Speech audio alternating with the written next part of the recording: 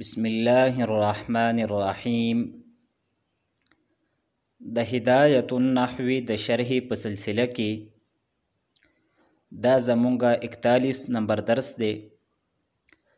یقول المصنف رحمه الله تعالى: وقد يتقدم الخبر على المبتدأ نحو في الدار زيد، ويجوز للمبتدأ الواحد أخبار كثيرة نحو زيد عالم فاضل عاقل. په دې عبارت کې صاحب کتاب د مبتدا او د خبر په باره کې دو مسلې بیان کړي دي. لومبۍ مسله دا بیان کړي ده: وقد يتقدم الخبر على المبتدأ، چې کله کله د مبتدا خبر دا په مبتدا باندې مقدم کیږي، یعنی مخکې کیږي. د قد نه مصنف دې طرف ته اشاره کړې ده چې په مبتدا کې خو اصل دا دی چې مبتدا دا مقدم وي، او په خبر کې اصل دا دی چې خبر دا مؤخر وي. او تدې وجه دا ده چې مبتدا دا ذات دی او خبر دا تدې په احوالو کې یو حال دی، یا تدې په صفاتو کې یو صفت دی، او ذات دا په خپلو صفاتو باندې او په خپلو احوالو باندې دا مقدم وي. خو کله کله خبر دا په مبتدا باندې مقدم کیږي د خاص فائدو د وجنه. نو فرمایي وقد يتقدم الخبر على المبتدا، چې کله کله خبر دا مخکې کیږي په مبتدا باندې. نحو فی الدار زید، او تدې مثال دی فی الدار زید. نو په دې جمله کې دا زیدون دا مبتدای مؤخر ده، او دا فی الدار دا ولا خبر دی. نو په مبتدا باندې دا خبر دا مخکې کړی شوی دی. او دلته به دا خبره هم مونږه یاد ساتو چې کله جار مجرور د کلام په شروع کې راشي او تدین وروستو یو اسم راشي، نو عام طور باندې دغه جار مجرور دا خبر مقدم جوړیږي، او تدین دا وروستو اسم دا مبتدای مؤخر جوړیږي، لکه څنګه چې په دې مثال کې دی. نو یو مسله خدا شوه. دویمه مسله دا بیان کړې ده: ويجوز للمبتدأ الواحد اخبار كثيرة،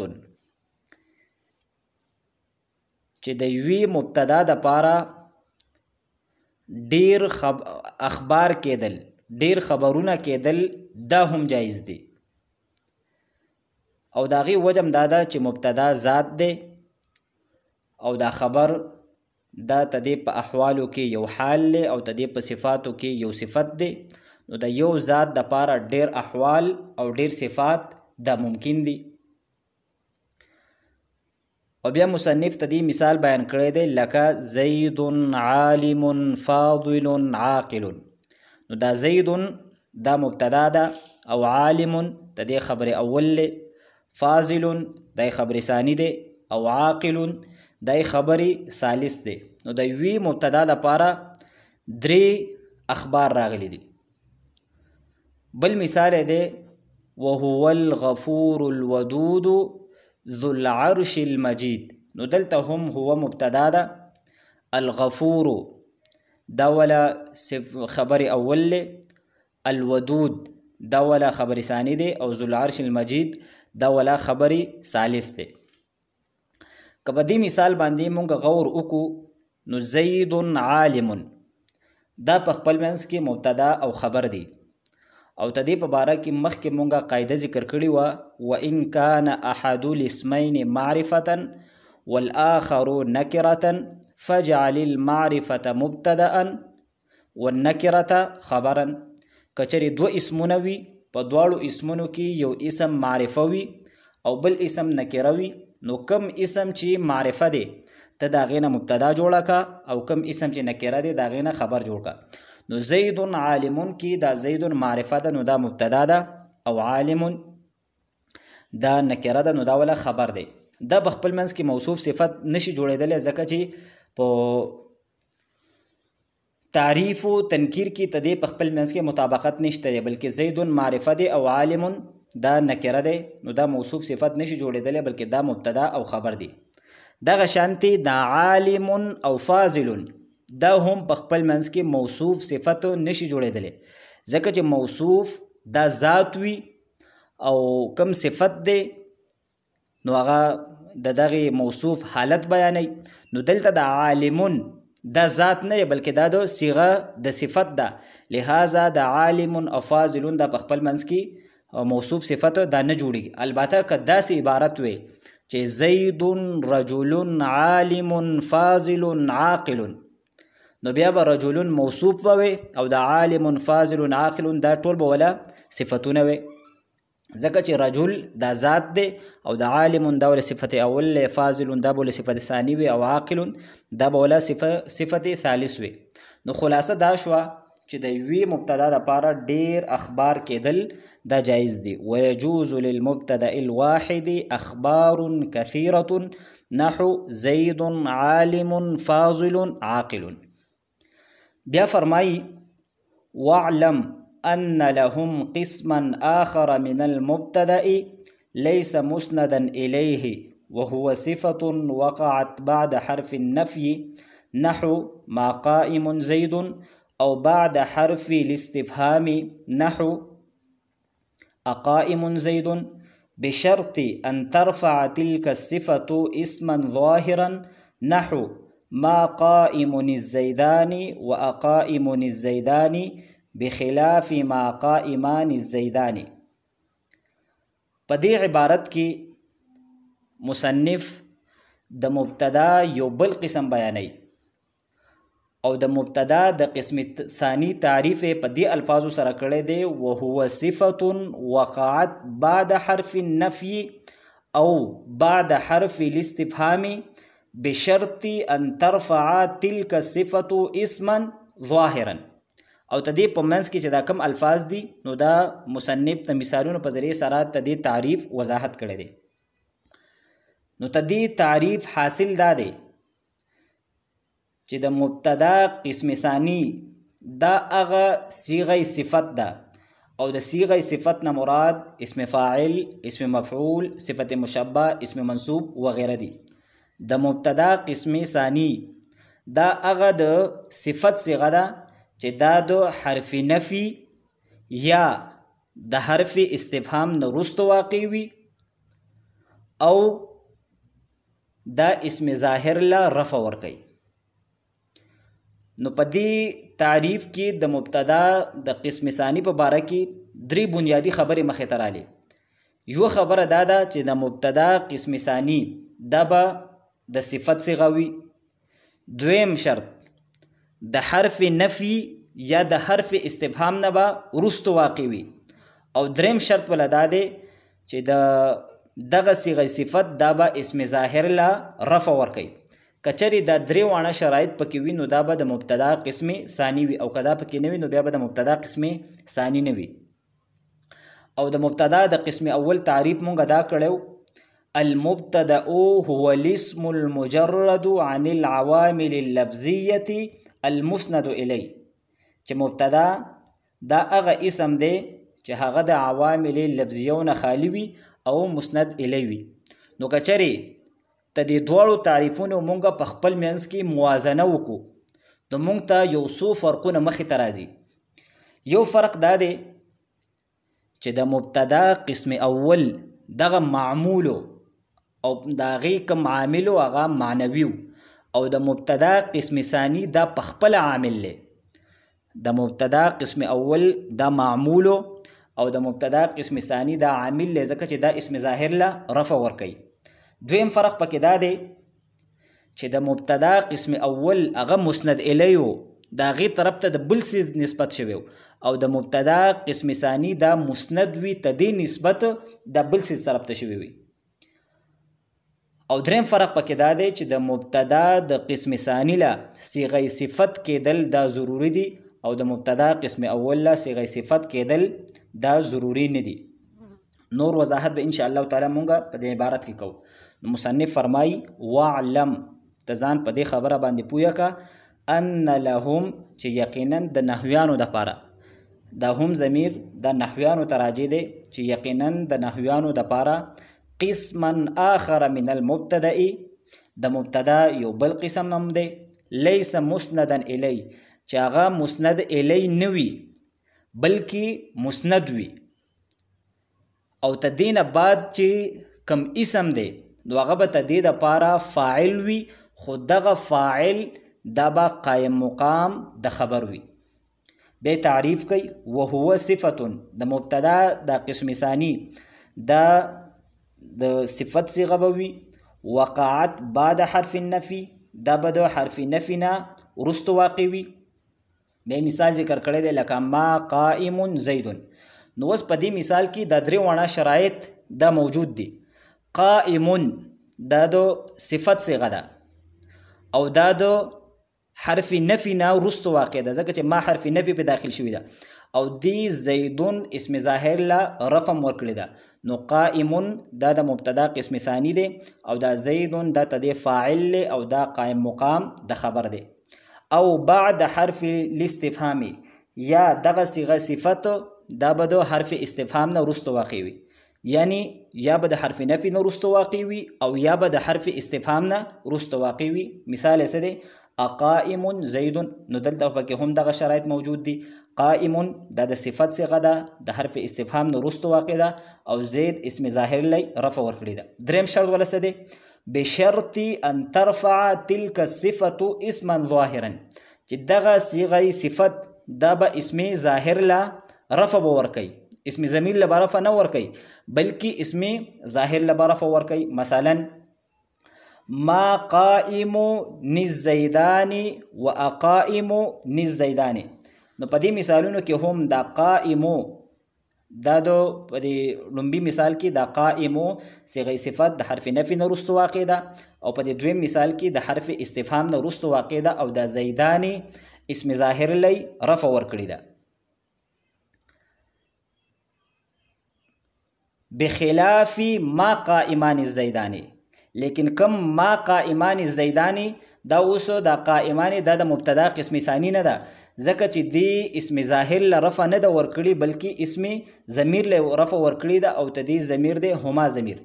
دلته به مونږه دا خبره یاد ساتو نو اله به مونږه په دې ځای باندې پوهیږو چې مخکې مصنف دا خبره کړې وه وان کان الفاعل مظهرا وحد الفعل ابدا. کچری فاعل دا اسم ظاهر وي نو فعل به د همیشه د پاره مفرد راوړی شي. چې کله فاعل اسم ظاهر وي خوا که واحد وي که تثنیه وي او که جمع وي په درې واړه حالتونو کې به فعل دا به مفرد راوړی شي. او هم دغه حکم دا د صيغه صفت دی چې کله د صيغه صفت فاعل اسم ظاهر وي نو که واحد وي او که تثنیه وي او که جمع وي نو په درې واړه حالتونو کې به دغه صيغه صفت دا به مفرد راوړی شي. نو اوس دلته دا کوم مثال له ما قائمان الزیدان. نو دلته الزیدان دا کچری دا ته دی قائم د پاره فاعل وي نو بیا به دا قائم دا به مفرد وي ځکه چې هغه اسم ظاهر دی او موږ دا خبره وکړه چې کله فاعل اسم ظاهر وي نو که واحد وي که تثنیه وي که جمع وي په درې واړه حالتونو کې به دغه فعل دا به فعل یا شبه فعل دا به واحد راوړی شي او دلته واحد نه دی راوړی شوی بلکې تثنیه راوړی شوی دی. او دا دغه په باره کې موږ قاعده ذکر کړې وه چې کله فاعل اسم ضمیر وي نو د واحد دپاره به فعل واحد وي د تثنیه لپاره به تثنیه وي او د جمع لپاره به جمع وي او دغه حکم د شبه فعل او د صيغه صفت هم دی. نو دلته که بالفرض د الزیدان لا د قائم رفع ورکړي وي نو بیا به دا ما قائمان الزیدان به نه وي بلکې ما قائم الزیدان به وي بلکې دلته د قائم دی هما ضمیر له رفع ورکړې ده. د قائمانې کې هما ضمیر مستتر دی او هغه ولا فاعل دی، نو هغه تثنیه ده. نو دی وجه نه د قائمانې د صیغه دا هم تثنیه راوړی شوې ده. او تدې نه چې مخکې کوم مثالونه دي ما قائم الزیدانی و اقائم الزیدانی، په دې مثال کې د قائم د الزیدانی او د دې له څه ورکړې ده؟ رفع ورکړې ده. نو چونکې هغه تثنیه ده نو دې وجه نه دا واحد راوړی شوی دی. نو دې وجه نه دا ما قائم الزیدانی او اقائم الزیدانی کې دا قائم دا د مبتدا قسم ثانی دی، ځکه چې د اسم ظاهر له رفع ورکړې ده. او د هغې پیژندګلو علامت څه دی؟ ځکه چې دا قائم دا د واحد څخه راغلی ده. او دا دویم کوم مثال دی ما قائمان الزیدانی، دې کې د الزیدانی له رفع قائم نه ده ورکړي. که چېرې قائم ورکړي وي نو بیا به دا قائمانې به نه وي بلکې دا به قائم وي، او دلته دا څه دی؟ قائمانې دی. نو دې نه دا معلومه شوه چې قائمه د هما ضمیر له رفع ورکړي ده، نو دې وجې نه دغه صیغه د تثنیه راوړی شوې ده. نو خلاصه دا شوه چې کله صیغه صفت دا د حرف استفهام یا د حرف نفی نه وروسته واقع وي او تدې نه وروسته اسم دا مرفوع وي، نو بیا په دې کې عقلي طور باندې درې صورتونه دي. یو صورت دا دی چې صیغه صفت دا هم مفرد وي او تدې نه وروسته چې کوم اسم ظاهر دی دا مفرد وي. مثلا ما قائم زید او اقائم زید، نو دلته دا قائمون دا صیغه صفت ده او مفرد ده، او تدې نه وروسته چې دا کوم اسم دی دا زیدون دا هم مفرد دی. نو په دې کې بیا دوه ترکیبونه جایز دي. دا قائمون یو ترکیب پکې دا دی چې دا قائمون دا د مبتدا قسم ثانی وي او دا زید دا ولا فاعل وي او د خبر قائم مقام وي. او دویم ترکیب پکې دا دی چې دا قائمون دا خبر مقدم وي او دا زیدون دا د مبتدای مؤخر وي او په قائمون کې هو ضمیر مستتر وي او دغه زید طرف ته راجع وي. نو دواړو د زید مفرد دی او د هو ضمیر دا هم مفرد دی.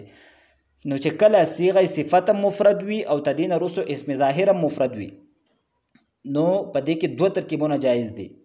یو ترکیب پکې دا شو چې دا قائمون دا د مبتدا قسم ثانی وي او دا زید ولا فاعل وي او د خبر قائم مقام وي، او دویم دا چې دا زیدون دا مبتدا مؤخر وي او قائمون دا ولا خبر مقدم وي. دویم صورت دا دی چې صیغه صفت او تدې نه وروسته کوم اسم دی دواړه تثنیه وي یا دواړه جمع وي.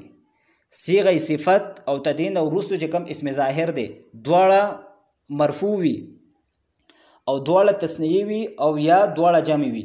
مثلا د تثنیه مثال دی ما قائمان الزیدانی، نو قائمان دا هم تثنیه دی او تدې نه وروسته چې کوم اسم ظاهر دی الزیدانی دا هم تثنیه دی. او د جمع مثال دی ما قائمون الزیدون، قائمون دام جمع ده او الزیدون دا هم جمع ده. نو چې دواړه تثنیه وي او دواړه جمع وي نو په دې صورت کې صرف یو ترکیب پکې جایز دی او هغه دا دی چې د کوم د تثنیه نه وروسته چې دا کوم اسم ظاهر دی دا به د مبتدا قسم اول وي او دا صیغه صفت دا به خبر مقدم به وي. ځکه چې په دې صورت کې کوم دریم شرط دی دغه دریم شرط پکې موجود نه دی، ځکه چې د اسم ظاهر له رفع نه ده ورکړي بلکې اسم ضمیر له ورکړي ده. او موږ دا خبره کړې وه ځکه چې کله فاعل اسم ظاهر وي نو بیا به فعل یا شبه فعل دا به مفرد راوړی شي، او که چېرې فاعل اسم ضمیر وي نو د مفرد دپاره مفرد، د تثنیې لپاره تثنیه او د جمع دپاره جمع به راوړی شي. نو که چېرې الزیدانې ته د قائم دپاره فاعل وي نو بیا به قائم دا به مفرد وي، دا به تثنیه او جمع نه به وي. دریم صورت دا دی چې صیغه صفت دا مفرد وي او تدې نه وروسته کوم اسم ظاهر دی دا تثنیه وي یا جمع وي. نو په دې صورت کې صرف یو ترکیب پکې جایز دی او هغه دا دی چې دا صیغه صفت دا د مبتدا قسم اول وي او تدې نه وروسته کوم اسم دی دا ولا فاعل وي او دغه د خبر قائم مقام وي. مثلا ما قائم الزیدانی دا د تثنیه مثال دی او ما قائم الزیدون دا د جمع مثال دی. نو قائم دا د مفرد صیغه ده او تدې نه وروسته کوم اسم ظاهر دی نو په یو مثال کې تثنیه دی او په بل کې جمع دی. دې کې د الزیدان یا الزیدون دا د مبتدا قسم اول جوړول دا جایز نه دی، ځکه جایز نه دی چې بیا په دې صورت کې قائم هو ضمیر وي او دغه به د تثنیه ته راجع وي یا به جمع ته راجع وي او داسې نشي کېدلی چې کوم مفرد ضمیر دی دا تثنیه طرف ته یا جمع طرف ته راجع کړی شي. نو خلاصه دا شوه چې درې صورتونه دي چې صيغه صفت هم مفرد وي او تدین وروسته اسم ظاهر هم مفرد وي. نو په دې کې دوه ترکیبونه دي، د مبتدا قسم اول جوړول پکې هم جایز دي او قسم ثانی جوړول پکې هم جایز دي. دویم صورت دا دی چې صيغه صفت او تدین وروسته کم اسم ظاهر دی، دواړه تثنیه وي یا دواړه جمع وي، نو په دې صورت کې صرف یو ترکیب پکې جایز دی چې دا وروسته کم اسم دی دا د مبتدا قسم اول وي او دا صيغه صفت دا ولا خبر مقدم وي. او دریم صورت دا دی چې صيغه صفت مفرد وي او تدین وروسته چې کم اسم ظاهر دی دا تثنیه وي یا جمع وي، نو صرف یو ترکیب پکې جایز دی، وغه دا دی چې دغه صيغه صفت دا د مبتدا قسم ثانی وي او تدین وروسته چې کم اسم دی نو دا او تدې لپاره فاعل وي او د خبر قائم مقام وي. اوس راځو مونږه ته دې عبارت ترکیب له او په دې کې کم نحوي فواید دي نو د الله جل شانه په توفیق او په فضل سره به مونږه ذکر کوو. وقد يتقدم الخبر على المبتدا، يتقدم دا د فعل مضارع صيغه ده، الخبر دا ولا فاعل او چونکه فاعل مرفوع وي نو دی وجنا او د مرفوع کېدو علامت ضمه ده. على المبتدا على حرف جار، المبتدا مجرور، جار مجرور ظرف اللغو دا متعلق دی په يتقدم فعل پورې. او پرونی درس کې دا خبره مونږ کړې و چې کله د جار مجرور متعلق دا په لفظونو کې موجود وي نو دی جار مجرور ته به مونږ ظرف اللغو وایو. او بل دا خبره مونږ کړې و چې جار مجرور دا په اتو سيزونو کې په یو سیز پورې متعلق کیږي او دلته په دغه اتو سيزونو کې سره راغلی دی فعل راغلی دی، لهذا دا جمله فعلیه ده. او فی الدار زید، فی الدار خبر مقدم او زید دا مبتدای مؤخر ده. ويجوز للمبتدا الواحد اخبار كثيره، يجوز فعل جاز يجوز، يجوز صيغه واحد مذكر غائب فعل مضارع معلوم. او للمبتدا الواحد لام حرف جار، مبتدا دا موصوف ده او الواحد دا ولا صفت ده او د موصوف صفت اعراب یو شانتی وي نو دی وجنا دواړه مجرور دي، نو دا بیا مجرور دی د لام جار د پاره او جار مجرور دا متعلق دی په يجوز فعل پورې. او اخبار كثيره دا موصوف صفت دی، دا بیا فاعل دی دو يجوز فعل لپاره او دواړه ولی مرفوع دي ځکه چې دا فاعل جوړیږي دو يجوز فعل لپاره او فاعل دا مرفوع وي. بل اهم خبره به مونږ دلته دا یا ساتو چې کله یو لفظ هغه د غیر ذوی العقول جمع وي، چې کله یو اسم هغه د غیر ذوی العقول جمع وي نو دا غي صفت یا دا غي خبر یعنی یو لفظ هغه غیر ذوی العقول وي جمع وي دا په ترکیب کې مبتدا وي نو تدې خبر دا واحد مؤنث راوړل جایز دي، یا یو لفظ هغه د غیر ذوی العقول جمع وي او هغه په ترکیب کې موصوف جوړیږي نو تدې صفت دا واحد مؤنث راوړل هم دا جایز دي. نو اخبار موصوف دي او كثيره دا ولا صفت دي. نحو زید عالم فاضل عاقل تدې ترکیب مخکې مونږ ذکر کو.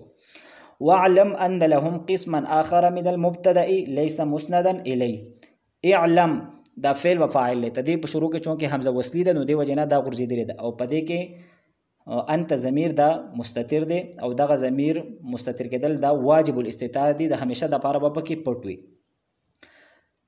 ان لهم ان حرف از حروف مشبه بالفعل او لهم دا ولا خبر مقدم دی او قسما دا موصوف دی، آخر دا ولا صفت اول من المبتدا دا ولا صفت ثانی دی، ليس فعل ناقص او هو ضمیر تدیر پارا اسم او مسندا الی دا ولا خبر دے نو دا ولا بیا صفت ثالث دے. نو موصوف اپنے تینوں صفتوں سے مل کر دا دو ان دا پارا اسم مؤخر دے، نو ان اپنے اسم اور خبر سے مل کر بتاویل مفرد دا مفعول به دے دو اعلم دا پارا، لہذا دا جملہ انشائیہ دا. وهو صفة وقعت بعد حرف النفي أو بعد حرف الاستفهام بشرط أن ترفع تلك الصفة اسما ظاهرا. هو دا مبتدا ده ځکه چې ضمیر مرفوع منفصل دا کلام په شروع کې راغلی دی او کله چې دا په کلام په شروع کې راشي نو دا عموما دا مبتدا جوړیږي. صفة دا موصوف دی، موصوف ولی دی ځکه چې دا نکره ده او تدین وروسته فعل راغلی دی او دا خبره موږ بار بار ذکر کړې ده چې کله د نکرین وروسته فعل راشي نو دغه نکره موصوف جوړیږي او دا فعل دا ولا صفت جوړیږي. نو صفتون دا موصوف دی. وقعت وقعا وقعا وقعو وقعت دا فعل ماضی د واحد مؤنث غائب صيغه ده او په دې کې هي ضمیر مستتر دی او دغه راجع دی صفتون ته. هي ضمیر ولا فاعل له بعد حرف النفي دا په خپل منځ کې مضاف مضاف الیه دا مفعولی فیه دی او بعد حرف الاستفهام تدی عطب دی په بعد حرف النفي باندې. نو څنګه چې هغه مفعول فیه دی نو دا قشانتی دا هم مفعول فیه دی او دلته به هم دغه قاعده مونږ جاری کولی شو چې درې اسمونه دي په درېم اخرنی اسم باندې الف لام داخل شوی دی او تدینه په مخ کې اسمونو باندې الف لام نه دی نو لہذا دا په خپل منځ کې مضاف مضاف الیه جوړیږي. نو بعد حرف النفي او دا بعد حرف الاستفهام دا مفعول فيه ده بشرط ان ترفع تلك الصفه اسما ظاهرا. با حرف جار شرط دا مضاف ده ان ترفع دا فعل ده ان ولا نصب ور کړی دی او تلك الصفه تلك اسم اشاره او الصفه دا ولا مشار الیه دی یا تلك دا مبدل منه دی او الصفه دا ولا بدل له یا تلك موصوف دی او الصفه دا بدل له نو دا بیا فاعل جوړیږي دو ترفع لپاره او اسما ظاهرا دا دواړه موصوف صفت دا مفعول به دی دو ترفع لپاره. نو فعل اپنے فاعل اور مفعول به سے مل کر دا بتاویل مصدر دا مضاف الیه دی د شرط مضاف د پاره مضاف مضاف الیه دا مجرور دی د با جار د پاره او جار مجرور دا ظرف لغو متعلق دی په وقعت فعل پورې. نو وقعت فعل اپنے فاعل مفعول فيه اور متعلق سے مل کر دا بیا صفت دی دو صفتون موصوف د پاره او موصوف صفت دا خبر دی د هو مبتدا لپاره لہذا دا جمله اسمیه ده.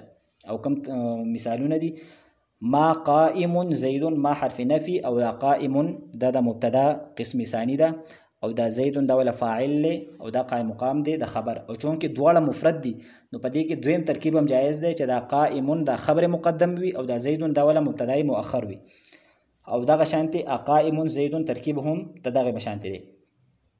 او بیا ما قائم الزیدانی و اقائم الزیدانی پدې کې صرف یو ترکیب جایز دی او هغه ترکیب دار چې دا قائم دا دو مبتدا قسم ثانی وي او تدین ورستو کم اسم دی دا ولا فاعل وي او دا قائم مقام د خبر وي ځکه چې دی دلته دا کم اسم ظاهر دی دا تثنیه دی او کم صيغه صفت ده نو دا مفرد ده.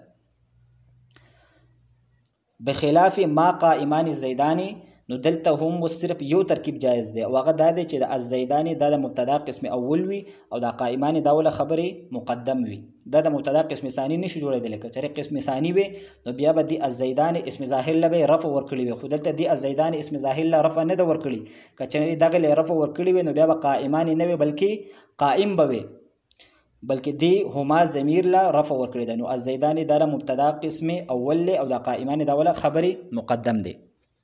یو ځل بیا موږ ته د عبارت ترجمه ذکر کوو.